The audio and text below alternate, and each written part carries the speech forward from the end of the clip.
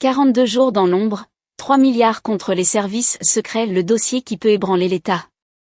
Un homme disparaît dans le silence. 42 jours. Pas de grande explication publique.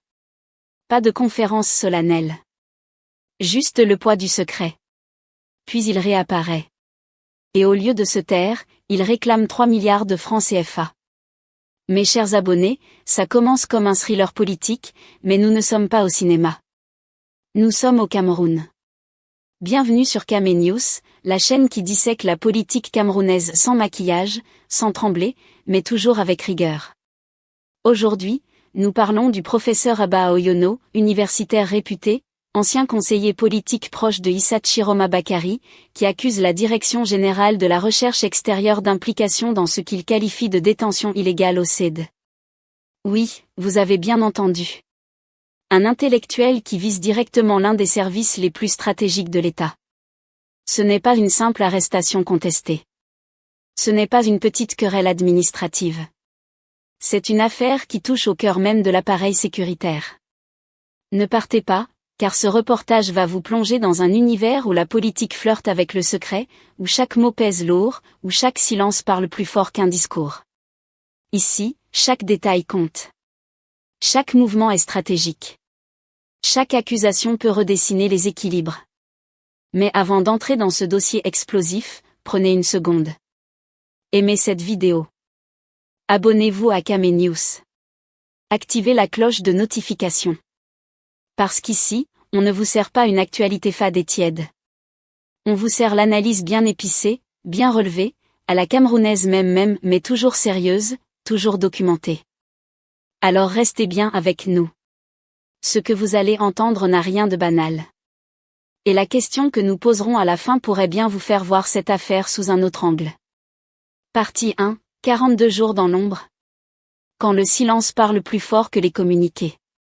Mes chers abonnés, au Cameroun on dit. Quand on t'invite dans une maison sans fenêtre, ce n'est pas pour admirer le paysage.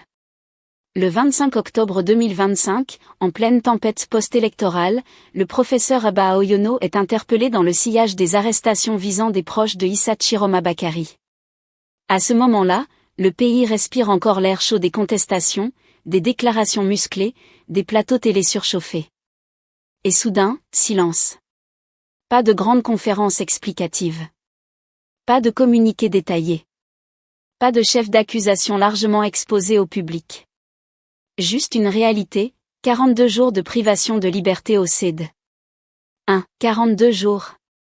Ça paraît court, mais 42 jours, sur le calendrier, ce n'est rien. Mais quand c'est toi qui es privé de liberté, chaque heure devient un mois. 42 jours, c'est assez long pour que les rumeurs prennent le relais des faits. Assez long pour que les proches s'inquiètent. Assez long pour que l'opinion commence à poser des questions. Et dans un contexte post-électoral tendu, chaque arrestation devient politique. Même si elle ne l'est pas officiellement. Parce qu'au Cameroun, quand la politique tousse, tout le monde attrape le rhume. 2. Un profil qui dérange ou qui pèse? Il ne faut pas oublier qui est Abba Oyono. Universitaire respecté. Intellectuel reconnu. Plume stratégique. Ancien collaborateur de Maurice Kamto, puis conseiller politique de Chiroma. Autrement dit, un homme qui connaît les coulisses du discours politique. Ce n'est pas un militant anonyme arrêté dans une foule. C'est un cerveau. Et dans un climat de crise, les cerveaux comptent autant que les foules. Alors, son interpellation n'est pas passée inaperçue. Elle a été interprétée. Commentée. Surinterprétée même. Certains y ont vu une mesure de sécurité. D'autres, une pression politique. D'autres encore, un signal envoyé à l'opposition. Mais officiellement? Silence. 3. Le CED, un nom calme, une réputation sérieuse. Le service d'études et de documentation. Quand on entend ce nom, on imagine des chercheurs, des dossiers, des archives bien classées. Mais dans l'imaginaire populaire camerounais, le CED, ce n'est pas une bibliothèque. C'est un lieu associé aux interrogatoires, aux enquêtes sensibles, aux dossiers stratégiques. Et passer 42 jours dans un tel environnement, sans communication publique claire sur les charges, ça alimente forcément les interrogations. Encore une fois, soyons justes. Les services de sécurité ont pour mission de prévenir les troubles et de protéger l'État. Mais la transparence est aussi un pilier de la confiance publique. Et quand l'une semble absente, l'autre s'affaiblit. 4. Libération. Sans explication détaillée. Puis arrive le 5 décembre 2025. Le professeur est libéré. Pas de grand procès médiatisé. Pas de condamnation annoncée. Pas de conférence officielle détaillant les raisons de l'arrestation et celles de la remise en liberté. Et là, mes chers abonnés, c'est souvent ce moment qui crée le plus de questions. Parce que dans l'esprit du public, deux interrogations surgissent. S'il y avait des charges graves, pourquoi la libération ? S'il n'y en avait pas, pourquoi l'arrestation ? Ce vide explicatif devient un terrain fertile pour les spéculations. Et au Cameroun, quand les faits ne sont pas clairement exposés, les interprétations poussent comme les champignons après la pluie. 5. Une détention qui devient symbole. À partir de ce moment, la détention d'Aba Oyono dépasse sa personne. Elle devient un symbole. Symbole d'une période post-électorale tendue. Symbole des rapports complexes entre pouvoir et opposition. Symbole du débat permanent entre sécurité et liberté. Parce que, qu'on soit pour ou contre ses positions politiques, une chose est certaine. Quand un intellectuel connu passe 42 jours en détention dans un contexte sensible, cela marque les esprits. Et dans un pays où la politique est souvent vécue avec passion, chaque symbole devient puissant. 6. Le silence comme stratégie. Ou comme erreur ? Parfois, le silence institutionnel est stratégique. Il vise à calmer la situation, à éviter d'enflammer davantage les esprits. Mais parfois, le silence crée l'effet inverse. Il laisse place aux rumeurs. Il nourrit la suspicion. Il fragilise la confiance. Dans cette affaire, c'est précisément ce silence qui a permis au professeur de revenir sur la scène publique avec une offensive judiciaire forte. Parce que quand on ne raconte pas l'histoire, quelqu'un d'autre finit toujours par la raconter à votre place. C'est le début d'un bras de fer. Ces 42 jours sont donc le point de départ. Le point de départ d'une plainte. Le point de départ d'un débat national. Le point de départ d'un possible précédent judiciaire. Sans ces 42 jours, il n'y aurait pas de demande de 3 milliards. Il n'y aurait pas de controverse sur la qualification des faits. Il n'y aurait pas ce bras de fer entre un intellectuel et une institution stratégique. Comme on dit chez nous. C'est quand la marmite déborde qu'on découvre qu'elle était déjà pleine. Ces 42 jours révèlent des tensions accumulées depuis longtemps. Mes chers abonnés, soyons honnêtes. Si cette détention avait été accompagnée d'explications claires dès le départ, le débat serait-il aussi intense aujourd'hui ? Pensez-vous que le silence officiel a amplifié cette affaire ? Écrivez-moi en commentaire. Ici, sur Camé News, on ne se contente pas des dates. On analyse ce qu'elles cachent. Partie 2, arrestation. Ou kidnapping ? Le mot qui fait trembler les murs. Mes chers abonnés, au Cameroun, on dit souvent. Le serpent ne fait pas peur parce qu'il est long, il fait peur parce qu'on ne sait pas s'il est venimeux. Dans cette affaire, le serpent, ce n'est pas la durée de la détention. Ce n'est même pas le lieu. C'est un mot. Un seul mot. Kidnapping. Oui. Le professeur Aba Oyono n'a pas parlé d'arrestation. Il n'a pas parlé d'interpellation. Il n'a pas parlé de garde à vue. Il a parlé de kidnapping. Et ça, mes chers abonnés, ce n'est pas un détail linguistique. C'est une bombe juridique. 1. Le poids des mots en droit. En droit, les mots ne sont pas des décorations. Ce sont des instruments chirurgicaux. Quand on dit arrestation, on suppose un mandat, une base légale, une procédure, un cadre institutionnel. Mais quand on dit kidnapping, on change complètement de terrain. Kidnapping signifie enlèvement, privation illégale de liberté, action en dehors du cadre légal.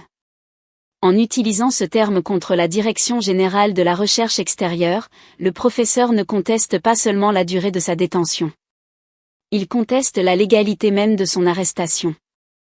Autrement dit, il affirme que ce qui s'est passé n'était pas une opération régulière, mais une opération clandestine. Et ça, ce n'est plus une petite plainte. C'est un affront institutionnel. 2. Peut-on accuser un service de renseignement? Mes chers abonnés, soyons francs. Dans l'imaginaire collectif, les services de renseignement sont comme l'électricité. On ne les voit pas, mais on sait qu'ils sont là. Ils travaillent dans la discrétion. Ils opèrent dans la prévention. Ils interviennent dans les zones sensibles. Mais dans un état de droit, même les institutions les plus stratégiques ne sont pas au-dessus de la loi. C'est le principe. La question posée par cette plainte est donc fondamentale. Un citoyen peut-il contester juridiquement l'action d'un service de renseignement? Sur le papier, oui. Dans la réalité, c'est beaucoup plus complexe. Parce qu'on entre dans un terrain délicat, secret défense, sécurité nationale, intérêt stratégique. Et là, le débat devient explosif. 3. Une stratégie juridique bien calculée. Ne nous trompons pas. Le professeur Abba Oyono n'est pas un homme qui parle au hasard. C'est un intellectuel. Un stratège politique. Un homme habitué aux arènes du pouvoir. Ancien conseiller de Issa Chiroma Bakari, et par le passé collaborateur de Maurice Kamto, il connaît les implications de chaque déclaration publique. En choisissant le mot « kidnapping », il force le débat à quitter le terrain politique pour entrer sur le terrain pénal. Ce n'est plus « on m'a arrêté dans un contexte difficile ». C'est « on m'a enlevé en dehors de la loi ». C'est une accusation extrêmement grave. Et dans un pays où les tensions politiques sont déjà fortes, ce type de qualification peut créer des vagues importantes. 4. La question du cadre légal. Dans toute procédure d'arrestation, il y a des éléments fondamentaux. L'autorité compétente, le fondement légal, la durée légale de détention, l'accès à la défense. Si l'un de ces éléments est absent ou contestable, la procédure peut être remise en cause. C'est précisément sur ce terrain que semble vouloir se battre le professeur. Il ne s'attaque pas à une simple erreur administrative. Il met en cause la régularité complète de l'opération. Et là, mes chers abonnés, on entre dans une bataille juridique de haut niveau. Parce que si la justice accepte d'examiner en profondeur cette qualification, cela pourrait ouvrir la porte à d'autres contestations similaires. Mais si elle rejette l'argument, cela renforcera la position des institutions sécuritaires. Dans les deux cas, le débat sera historique. 5. Une bataille de légitimité. Au fond, cette partie de l'affaire dépasse même la personne d'Abba Oyono. C'est une bataille de légitimité. D'un côté, un citoyen qui affirme que ses droits fondamentaux ont été violés. De l'autre, un appareil sécuritaire chargé de protéger l'État en période de crise. Les deux revendiquent une forme de légitimité. Le premier s'appuie sur les libertés publiques. Le second sur la stabilité nationale. Et au Cameroun, quand ces deux logiques s'affrontent, le débat devient passionnel. Parce que nous sommes un pays qui valorise l'autorité. Mais aussi un pays où les aspirations démocratiques sont de plus en plus fortes. 6. Un mot qui peut créer un précédent. Si le terme « kidnapping » est retenu juridiquement, cela pourrait créer un précédent lourd. Cela signifierait qu'un service stratégique pourrait être reconnu coupable d'une opération illégale. Ce serait un tournant institutionnel majeur. Mais attention, pour que ce terme tienne, il faudra des preuves solides. En droit, les émotions ne suffisent pas. Les convictions politiques non plus. Il faudra des faits. Des documents. Des éléments matériels. Et c'est là que la bataille va se jouer. C'est une affaire qui dépasse les mots. Mes chers abonnés, parfois, un seul mot peut faire trembler un système. Dans cette affaire, ce mot, c'est kidnapping. Il transforme une détention contestée en accusation pénale. Il transforme un dossier politique en affaire judiciaire. Il transforme un ancien détenu en plaignant offensif. Et comme on dit chez nous, quand le petit commence à appeler le chef par son prénom, ce n'est plus une simple discussion. Cette qualification change tout. Elle oblige la justice à trancher. Elle oblige l'opinion à réfléchir. Elle oblige les institutions à se positionner. Mes chers abonnés, dites-moi franchement. Pensez-vous que le mot kidnapping est juridiquement tenable dans ce contexte? Ou est-ce une stratégie pour choquer et attirer l'attention? Écrivez-moi en commentaire. Ici, sur Kame News, on ne fuit pas les mots. On les analyse. Et on en mesure toutes les conséquences. Partie 3, un contexte lourd. Et des ombres qui ne veulent pas disparaître. Mes chers abonnés, au Cameroun, on dit souvent. Quand la marmite bout trop longtemps, ce n'est plus seulement la viande qui chauffe, c'est toute la cuisine qui tremble. Et l'affaire du professeur Abba Oyono ne peut pas être comprise si on oublie le contexte explosif dans lequel elle est née. Parce que cette plainte ne tombe pas dans un pays calme, serein, où tout le monde boit le café tranquillement en lisant le journal. Non. Elle surgit après une période post-électorale tendue, où la politique camerounaise ressemblait plus à un champ de braise qu'à un jardin public. Une crise post-électorale sous haute tension. Octobre 2025. Les résultats tombent. Les contestations montent. Les camps politiques se regardent comme deux boxeurs au dernier round. Dans le sillage de cette crise, plusieurs figures proches de Issa Chiroma Bakary sont interpellées. Le climat? Méfiance. Suspicion. Nervosité générale. Quand un pays sort d'une élection tendue, l'État renforce souvent le dispositif sécuritaire. C'est presque mécanique. Mais la question que beaucoup se posent en silence, c'est, jusqu'où peut aller ce renforcement? À partir de quel moment la sécurité devient-elle un prétexte? Et à partir de quel moment la fermeté devient-elle excès? Voilà le vrai débat. 2. La mort qui a choqué. Quelques jours avant la libération du professeur, un événement dramatique vient alourdir encore plus l'atmosphère, la mort en détention d'Anissé Ekane. Quand une personne décède en détention, même dans le pays le plus stable du monde, cela crée une onde de choc. Au Cameroun, où la confiance entre citoyens et institutions est déjà fragile, ce genre d'événement agit comme de l'essence sur le feu. Les réseaux sociaux s'enflamment. Les rumeurs circulent plus vite que les communiqués officiels. Les questions s'accumulent. Et dans ce climat, chaque nouvelle affaire devient suspecte. Chaque arrestation devient polémique. Chaque silence devient interprété. C'est dans cette atmosphère lourde que la plainte du professeur prend une dimension particulière. Parce que ce n'est plus seulement son cas personnel. C'est un élément supplémentaire dans une série d'événements qui interrogent sur les conditions de détention et la gestion sécuritaire en période de crise. 3. Plus de 400 personnes dans l'incertitude. Selon des collectifs d'avocats mobilisés sur le dossier post-électoral, plus de 400 personnes seraient encore sous la menace d'inculpation devant le tribunal militaire. 400. Ce chiffre, mes chers abonnés, ce n'est pas une petite querelle de quartier. C'est une situation nationale. Et quand autant de personnes se retrouvent dans l'attente d'un jugement, l'opinion publique commence à s'interroger. Les procédures sont-elles respectées? Les délais sont-ils raisonnables? Les droits de la défense sont-ils garantis? Attention, soyons clairs, la justice militaire existe dans le cadre légal camerounais. Elle a ses règles, ses compétences. Mais dans l'imaginaire collectif, quand on entend « tribunal militaire », on pense immédiatement à gravité, sévérité, fermeté. Alors, dans ce contexte, la plainte du professeur Abba Oyono ressemble à une fissure dans un mur très solide. Petite fissure peut-être. Mais fissure quand même. 4. Une bataille de récits. Dans ce genre de crise, il y a toujours deux récits. Le récit sécuritaire. Le pays était sous tension. Il fallait prévenir les troubles. Il fallait protéger la stabilité. Et le récit des libertés. Les droits fondamentaux doivent être respectés, même en période de crise.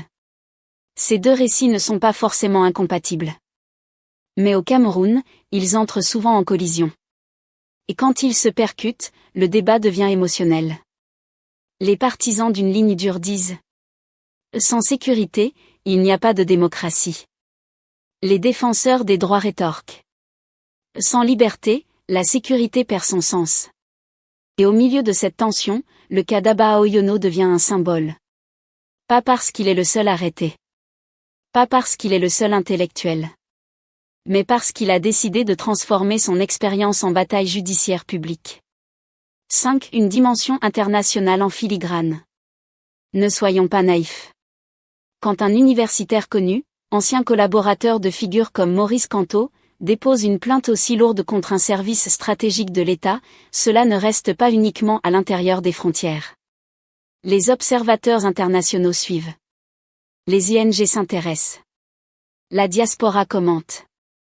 Dans un monde connecté, chaque affaire sensible devient rapidement globale. Et le Cameroun, déjà observé sur plusieurs dossiers liés aux libertés publiques, ne peut pas ignorer l'impact d'un tel débat. 6. Une société qui se pose des questions. Au fond, mes chers abonnés, cette affaire révèle quelque chose de plus profond. Une société qui se pose des questions. Comment concilier autorité de l'État et respect des droits? Comment gérer les crises sans créer de nouvelles fractures? Comment restaurer la confiance quand elle est ébranlée?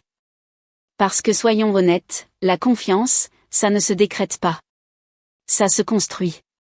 Et chaque affaire sensible peut soit la renforcer, soit la fragiliser. Dans ce climat déjà électrique, la plainte du professeur Abba Oyono agit comme un révélateur. Elle met en lumière les tensions accumulées. Elle oblige à parler de sujets que beaucoup préféraient éviter. Et comme on dit chez nous, quand la pluie commence à tomber dans la maison, ce n'est plus le moment de discuter de la couleur du toit. Mes chers abonnés, la vraie question est donc celle-ci. Sommes-nous face à un simple dossier individuel? Ou aux symptômes d'un malaise plus large dans la gestion des crises politiques? Dites-moi en commentaire. Pensez-vous que ce contexte rend cette plainte encore plus explosive? La discussion est ouverte. Partie 4, 3 milliards. Message politique, stratégie judiciaire ou coup de tonnerre? Mes chers abonnés, parlons maintenant du chiffre qui fait trembler les calculettes, 3 milliards de francs CFA. 3 milliards. Au Cameroun, quand on entend milliards, même le silence devient attentif. Même les murs commencent à écouter. Mais derrière ce montant réclamé par le professeur Abba Oyono à la Direction générale de la recherche extérieure, il ne s'agit pas seulement d'argent. Non. Il s'agit d'un symbole. D'un message. D'un avertissement.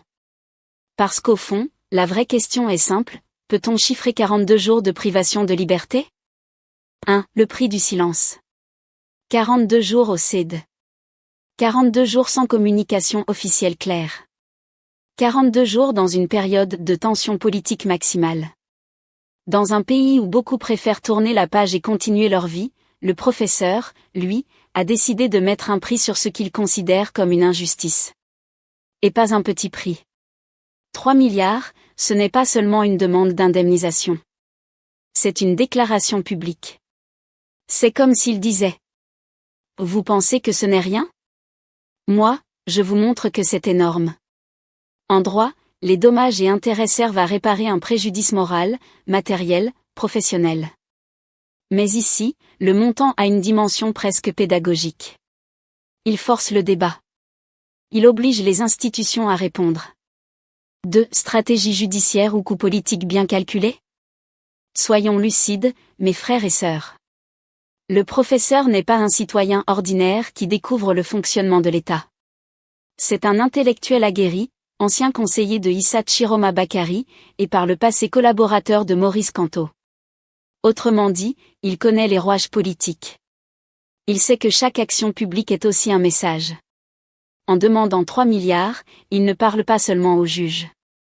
Il parle à l'opinion publique, aux militants, aux institutions, et même à l'histoire. C'est une manière de dire. Ce qui m'est arrivé ne doit pas devenir normal. Et là, on entre dans une bataille de récits. D'un côté, la logique sécuritaire d'un État confronté à une crise post-électorale.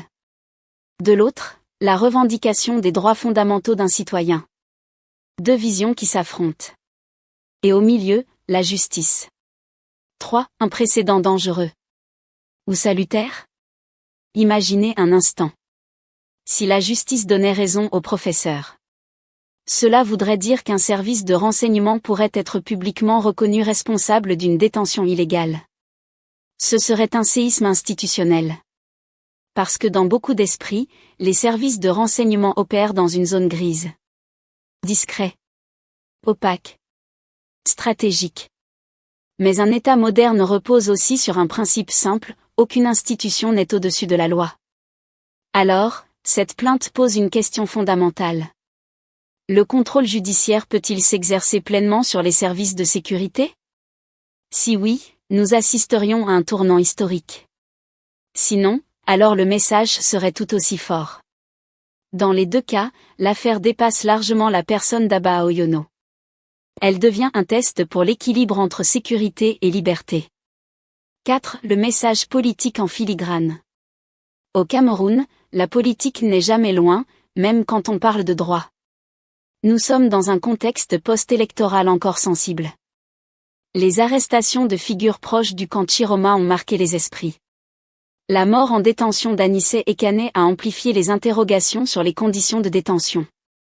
Dans ce climat, la plainte du professeur agit comme une torche allumée dans une pièce sombre. Elle attire l'attention nationale et internationale.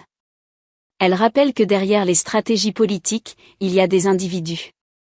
Et elle envoie un message clair. On ne tourne pas la page sans explication. 5. Une bataille d'images et de perception. Ne soyons pas naïfs. Dans ce type d'affaires, il y a aussi une bataille d'images. Pour le professeur. Se positionner comme défenseur de la légalité. Transformer son expérience en combat de principe. Pour les institutions. Préserver leur crédibilité. Défendre leur légitimité. Et pour le public? C'est une occasion de réfléchir à la manière dont fonctionne notre démocratie.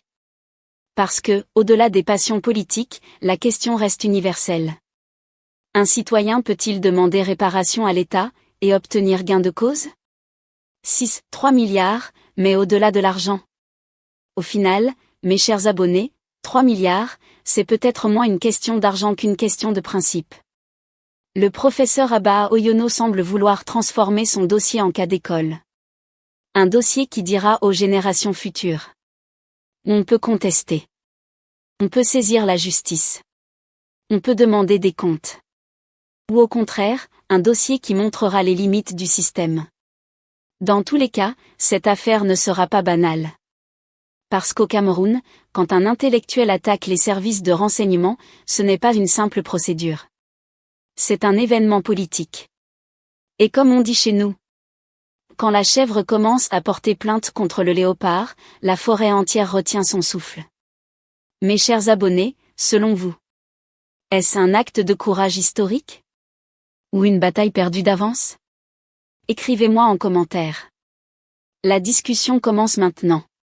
Conclusion. Mes chers abonnés, le professeur Abba Oyono a décidé de transformer 42 jours de silence en 3 milliards de revendications. Est-ce un acte courageux? Une stratégie politique? Ou le début d'un changement dans la manière dont l'État rend des comptes? Dites-nous en commentaire, pensez-vous que cette plainte peut aboutir? Si vous avez apprécié cette analyse approfondie, aimez la vidéo, partagez-la, et surtout abonnez-vous à Kame News pour ne rien manquer des grandes batailles politiques qui façonnent notre pays. Ici, on informe. On analyse. Et on pose les vraies questions. À très bientôt pour un nouveau reportage.